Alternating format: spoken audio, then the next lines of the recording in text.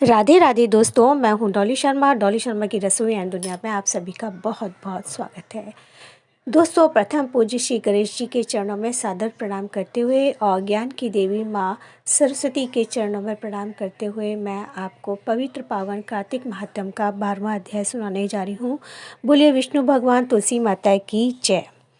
यह कथा सुनकर राजा पृथु कहने लगे कि हे नारद जी, आपने कार्तिक महात्म का बड़ा उत्तम फल कहा। आप कृपा करके तुलसी का महात्म भी कहिए। ये सुनकर नारद जी कहने लगे कि हे राजा पृथु, प्राचीन काल में सहस्रादि क्षेत्र में करवरीपुर में धर्मदत्त नाम का एक ब्राह्मण था। वह बड़ा ब्रह्मज्ञानी, धर्मात्मा तथा ओम नमो भगवते वासुदेवाय इस मंत्र का जाप करने वाला तथा अतिथि सेवक था। एक दिन वह ब्राह्मण पूजा की सामग्री लेकर एक प्रहर रात्रि रहने पर भगवान के मंदिर को जा रहा था। इतने में सामने से आती हुई भयंकर राक्षसी को देखकर भयभीत धर्मदत्त ने तुलसी मिश्रित जल उस पर फेंक दिया। उस जल के शरीर पर लगते ही उसके सारे पाप दूर हो गए। वह हाथ जोड़कर धर्मदत्त के पैरों में गिर पड़ी। तब धर्मदत्त कहने लगा कि तुम कौन हो और किस पाप के कारण तुम्हारी यह दशा हुई, यह मुझसे कहो। वह कहने लगी कि सौराष्ट्र देश में भिक्षु नाम का एक ब्राह्मण था। उसकी मैं पहली पत्नी थी और कलहा मेरा नाम था। मैं ना तो कभी अपने पति से मीठे वचन बोलती और ना ही उसको खाने के लिए अच्छे फल या भोजन देती थी। यह देखकर जब मेरे पति ने दूसरा विवाह का निश्चय किया तो क्रोध में आकर मैंने विष खाकर अपना शरीर त्याग दिया। तब यमदूत मुझको बांधकर यमराज के पास ले गए। तत्पश्चात यमराज को चित्रगुप्त मेरे अच्छे तथा बुरे कर्मों को बताते हुए बोले कि महाराज, इसने आत्महत्या की है, इसलिए प्रेत योनि में जाए। सो महाराज, मैं 500 वर्ष से इस योनि में फिर रही हूँ कि भूख और प्यास से दुखी होकर घूमते फिरते अब आप मिल गए तो आपके तुलसी मिश्रित जल से मेरे सब पाप नष्ट हो गए। तब धर्मदत्त कहने लगे कि तुमको देखकर मैं अति दुखित हुआ हूँ। तीर्थ, व्रत, दान यह कार्य प्रेत योनि में नहीं हो सकते। तुम्हारे पाप अधिक और पुण्य बहुत कम है। हमने सारी आयु में जितना कार्तिक व्रत किया है उसमें से आधा पुण्य तुमको दिया, जिससे तुम उत्तम गति को प्राप्त हो जाओ। तब ब्राह्मण ने जो ही तुलसी मिश्रित जल से उसका अभिषेक किया, ओम नमो भगवते वासुदेवाय नमः का मंत्र का जाप किया, वह कला प्रेत योनि से मुक्त होकर अग्नि के समान दिव्य देह धारण करके लक्ष्मी समान रूपी हो गई। तत्पश्चात उसने ब्राह्मण को नमस्कार किया और बड़ी प्रसन्नता पूर्वक बोली, ब्राह्मण भगवान, आप रूपी समुद्र में डूबती हुई मुझको आपने नौका रूप होकर बचा लिया है। इसी समय भगवान विष्णु ने के दूत पूर्णशील तथा सुशील वहाँ आ गए और उसको विमान में बैठाकर बैकुंठ को ले जाते हुए धर्मदत्त से बोले, हे ब्राह्मण, तुम धन्य हो जो सदैव भगवान की भक्ति में लगे रहते हो। तुम्हारे कार्तिक के आधे पुण्य के प्रताप से ही इसको मुक्ति प्राप्त हुई है। हे विप्र, कालांतर में भी तुम राजा के कुल में उत्पन्न होकर बैकुंठ को प्राप्त हो गए। इति 12वां अध्याय समाप्त। बोले विष्णु भगवान की जय, तुलसी माता की जय। अब मैं आपको 8वां वार की कहानी सुनाने जा रही हूँ। एक माँ बेटे थे। माँ गंगा जी नहाने गई तो बहू से कह गई कि मेरे बेटे को सुबह रोटी दे दियो। उसने कहा अच्छा, दे दूंगी। सुबह बेटा बोला, माँ रोटी दो। बहू बोली, ना माँ है ना रोटी, कमा के लाओगे तभी रोटी दूंगी। वह बोला, भगवान, मैं तो कमाना ना जानूं। लेकिन बहू नहीं मानी। उसने कहा अच्छा, तो 4 रोटी आम का अचार दे दो। बहू ने बनाकर दे दी। वह रोटी लेकर कुएं की पाल पर जाकर बैठ गया और कहने लगा, राम कमाना ना जानूं। भगवान ब्राह्मण का वेश बनाकर आए। बोले, तुम ऐसा उदास क्यों बैठे हो? वह बोला, मेरी पत्नी ने कहा है कि कमा के लाओगे तो रोटी मिलेगी, पर मैं कमाना नहीं जानता। ब्राह्मण बोले, भैया, कमाना तो मैं भी ना जानता, हाँ, पर 8 वारों का नाम जानता हूँ जिससे तेरे अटूट भंडार भर जाएंगे। चावल के दाने और पानी की घंटी ले, जिसमें तेरे अटूट भंडार बन जाएंगे। चावल के दाने और पानी की घंटी ले, ढके बर्तन को उघाड़ो, आधे को सीधा करो, औंधे को सीधा करो। ब्राह्मण ने कही, उसने सुनी। इतवार, सोमवार, मंगलवार, बुधवार, बृहस्पतिवार, शुक्रवार, शनिवार 8 वारों का आसरा, भरियो पियर भी सासरा, अटूट भंडार होते ही चले जाएंगे। घर पहुंचा तो बीबी बोली क्या लाए? उसने कहा 8 वारों का नाम लाया हूँ।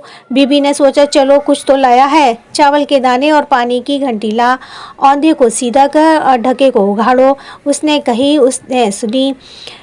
इतवार, सोमवार, मंगलवार, बुधवार, बृहस्पतिवार, शुक्रवार, शनिवार 8 वारों का आसरा, भरियो पीहर भरियो सासरा। अटूट भंडार होते चले गए। बहू ने बोला मैं बेटी के जा रही हूँ। फटे के कपड़े पहनकर बेटी के गया।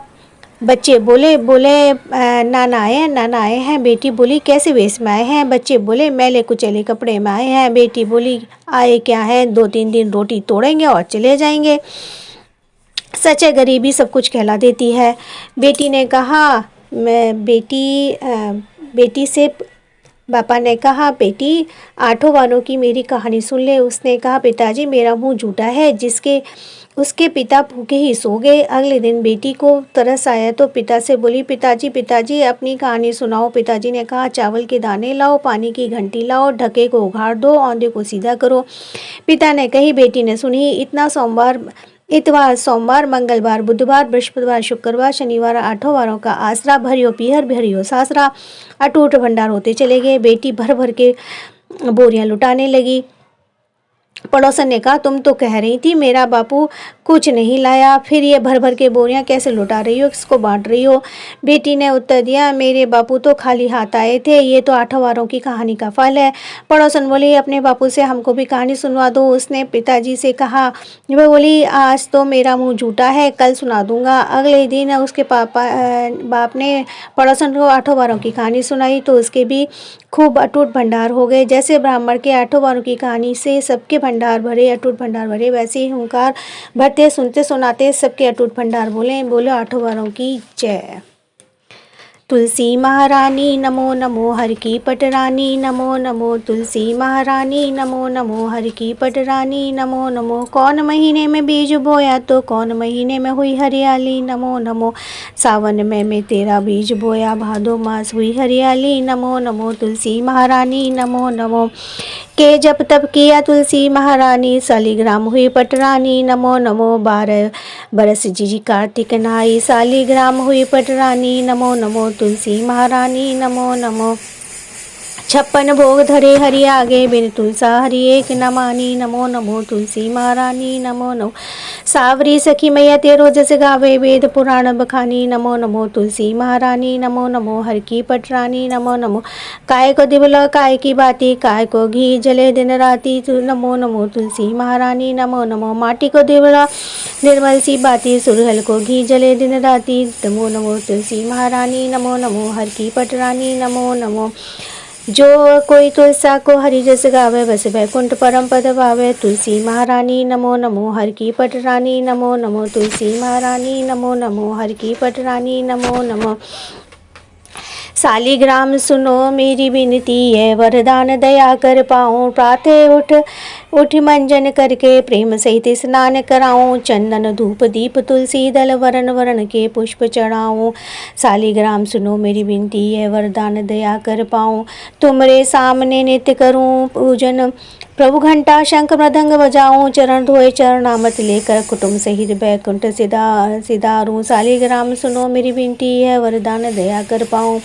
जो कुछ रूखा सूखा घर में भोग लगा कर भोजन पाऊँ। मन वच कर्म से पाप किए जो परिक्रमा के साथ बहाऊँ। सालिग्राम सुनो मेरी विनती है, वरदान दया कर पाऊँ। ऐसी कृपा करो मुझ पर जम के द्वार जाने ना पाऊँ। माधव दास की विनती यही है, हरिदासन को दास कहूँ। सालिग्राम सुनो मेरी विनती है, वरदान दया कर पाऊँ। बोलो सालिग्राम भगवान की जय, तुलसी माता की जय। 5 नाव 5 कम नाव तो मैं नहाती 30 दिन, खाट छोड़ मैं पड़ी धरती माता तेरी शरण। गौ माता तेरी शरण, तुलसी माता तेरी शरण, सालिग्राम तेरी शरण।